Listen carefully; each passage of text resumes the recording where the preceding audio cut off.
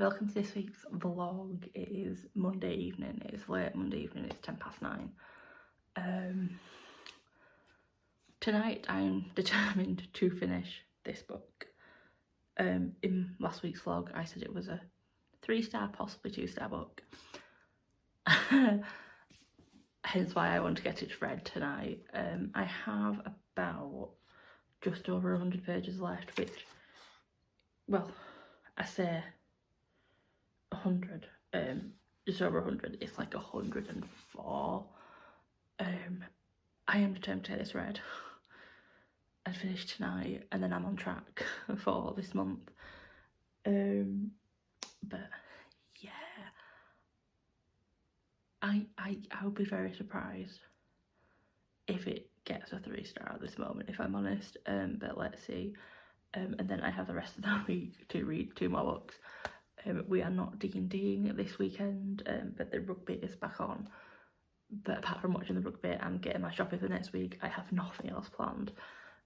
So the plan is to read my 105 pages this week, and then if I can this weekend, smash out like at least, if I do like normal size books, like 350 pages, 2 books. So like read 1 book through the week, and then read 2 books at the weekend.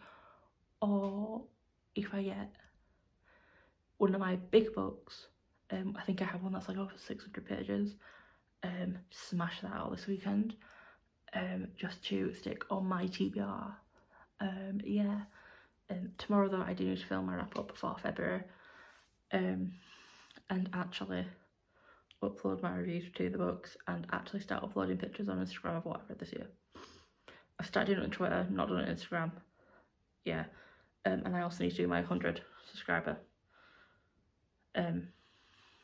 giveaway on Instagram, and my 50 subscriber giveaway on YouTube, but that is going to be next week, in next week's vlog, just cause, yeah. So yeah, I'm gonna go and actually start reading, and I will update you hopefully before 10:30 to say I finished. 10 o'clock, finished. How to Kill Your Family, 2 stars. I know that ending was like meant to be an, oh my god, I didn't see that coming. I saw that coming. And yeah.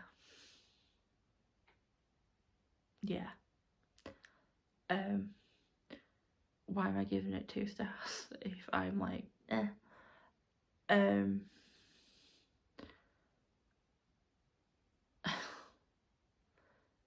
The background, it's gonna sound weird, but Grace's actual, who's our main character, her actual background, her mum's story, and how she actually killed the people, like how her plan to kill the people, I enjoyed.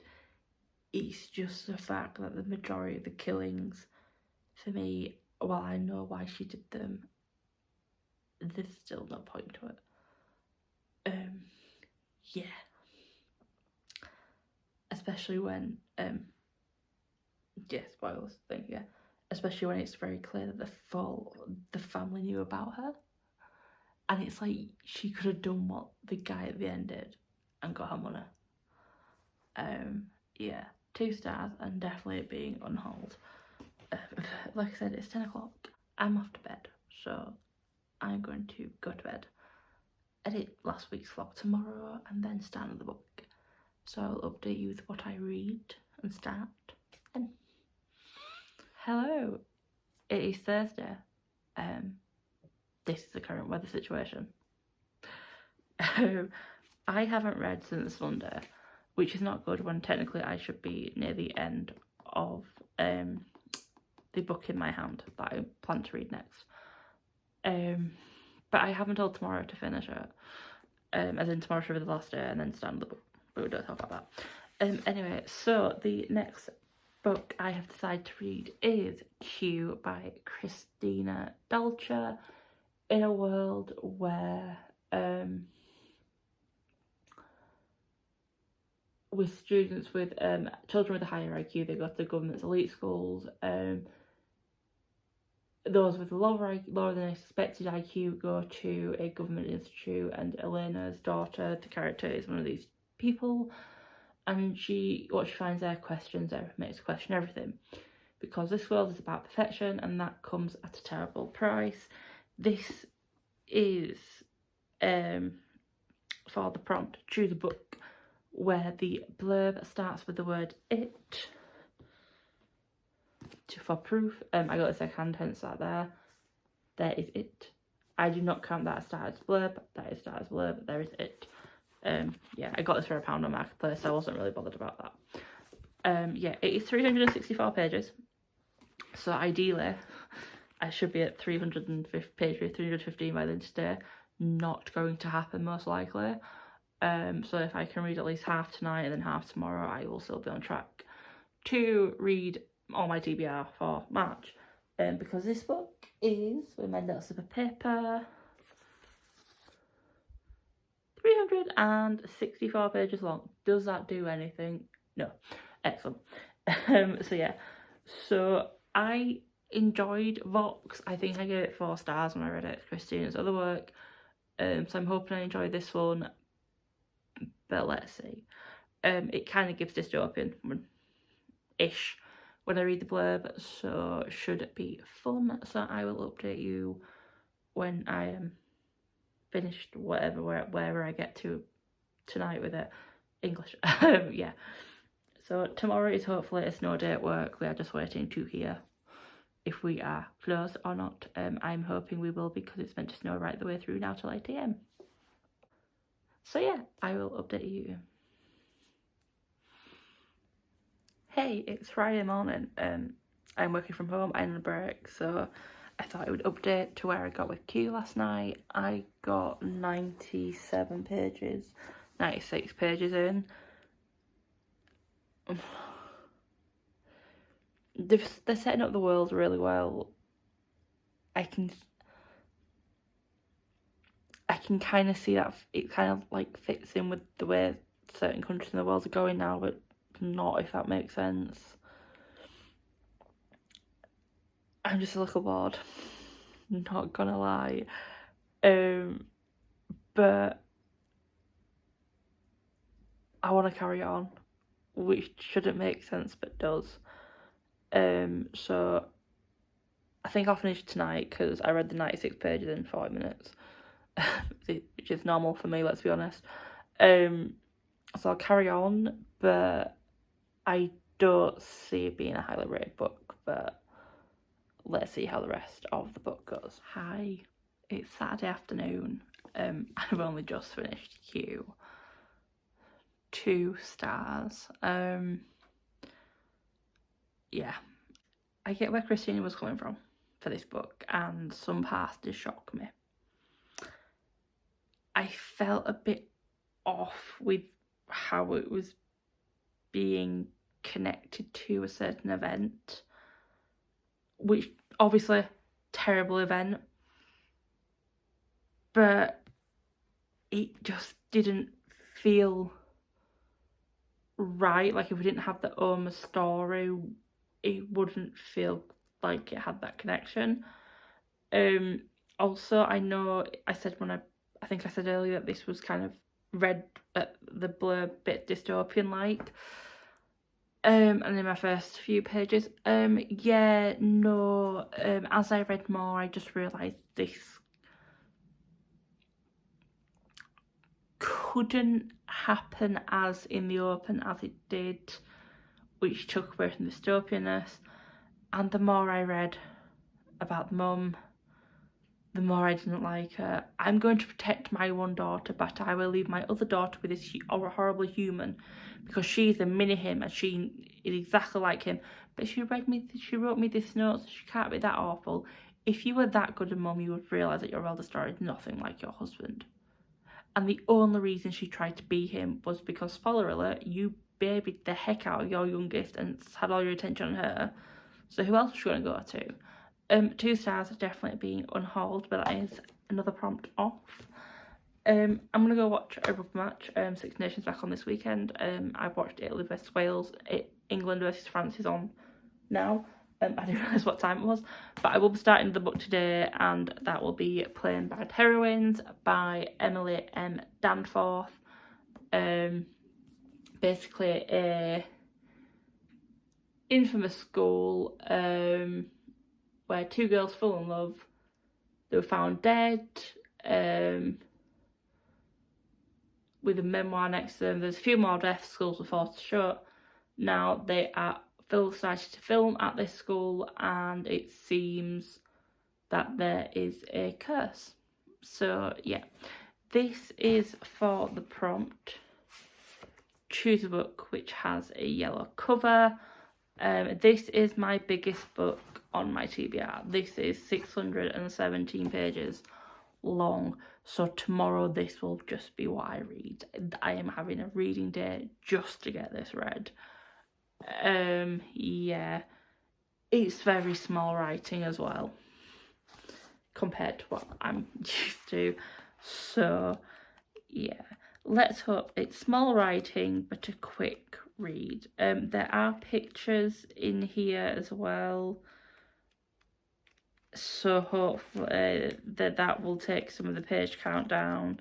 There is blank pages, so is that no?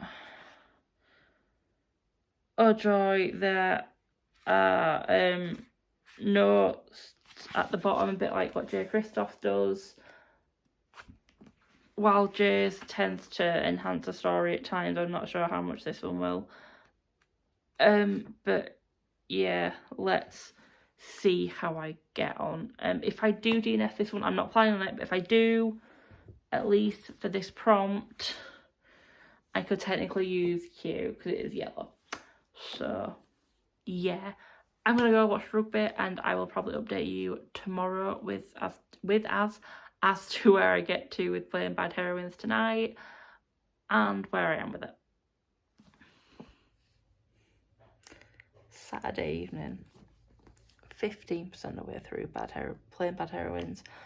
I am so close to DNF in this book. There is so much waffling and description that isn't needed, and yeah, I'm falling asleep reading the book. And am I tired? Yes, but no, not tired than normal. But hearing about 2 pages of this tiny background thing that you don't need to know about, and I'm just like, why have I got all this description that is not going to have any impact on the actual story?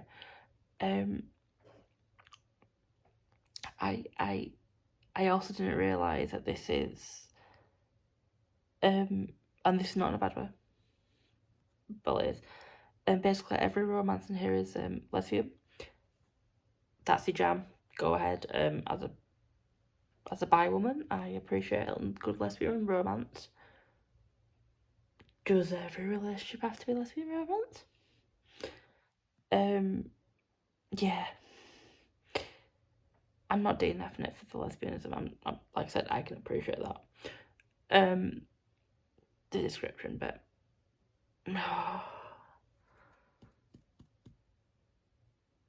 I'm gonna DNF it. I'm gonna have to, because I'm not gonna be able to get over it. Yeah. First DNF. I might keep it on my shelves, like at the bottom, just in case I ever want to come back to it. And I'll keep that there. The bookmark, but yeah, DNF. Halfway through my TBR. No, but that's alright, because the prompt for this one, I don't need to read another book because I've got Q, which is good, so I can just start fresh tomorrow. So I'll update you with that one when I read it. Hello, it is Sunday. I have thought again on my thoughts, if that makes sense, of Playing Bad Heroines. I am still leaving it as a DNF, and I am very much now on the side of not picking it up again this year. I was talking to Ada about it last night, and it's actually one of her 5-star predictions, and from the 15% I read, I can see Ada loving it. And we do very much have our reading tastes are so different at times that something I don't like she normally loves, but vice versa. which is quite interesting. But speaking of Ada, the next book I have picked for the prompt, choose a book which has 5 words in the title, is a book that Ada gifted to me as is Ada's favourite book of all time. And that is The Shadow of the Wind by Carlos Ruiz Zafón. Like I said, Ada adores this book, and she actually messaged me before she gave me it. She was like, how do you feel about secondhand? Because it's a bit tied. Fine. No pretty pages. I don't mind that. And she was like, cool. It's my favourite. I'm gifting you my favourite book. And it was like, ooh. So, yes. This is a mystery thriller from what I can read from the backstory synopsis.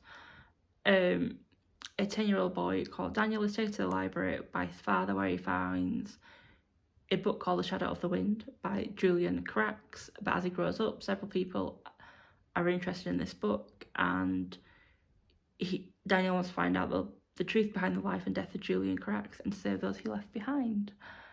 So it seems very much something I would be interested in. Has been a book that's been periphery of my mind, if that makes sense, but not a book I'd ever put on a wish list or anything, so I was kind of happy when Ada gave me this one. It is 403 pages long, so it's about 1 o'clock, nearly 1 o'clock now, so I'll read for 2 hours, watch Ireland vs Scotland in the rugby, and then get back to reading this again. So hopefully I can have this finished today. It is quite big writing-ish for the size of the page, I should say. So hopefully it will be a quick-ish read, and it seems split into times and things like dates and stuff like that. So yeah, let's see how I get on. It's 7 o'clock Sunday. I'm wrapping up this vlog earlier than planned because I can feel a headache starting. I am now 49% of the way through Shadow of the Wind, or 47, it's one of them. I'm enjoying it. A lot. This has been translated from Spanish to English, and Ada did tell me that it's a lot funnier in Spanish. I can kind of see that. I can also see how some of it wouldn't translate the way it was meant to be read, if that makes sense. I'm intrigued by the story.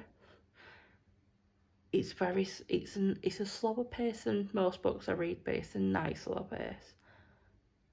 And I probably could carry on and really finish it tonight, but I can literally just feel this pounding. And I'm struggling, if I'm honest, to keep my eyes open a little bit. So I'm going to go, not the week I hope for, but hopefully I can get some good reading done before next weekend, when all reading will go out the window. Until the next video, bye.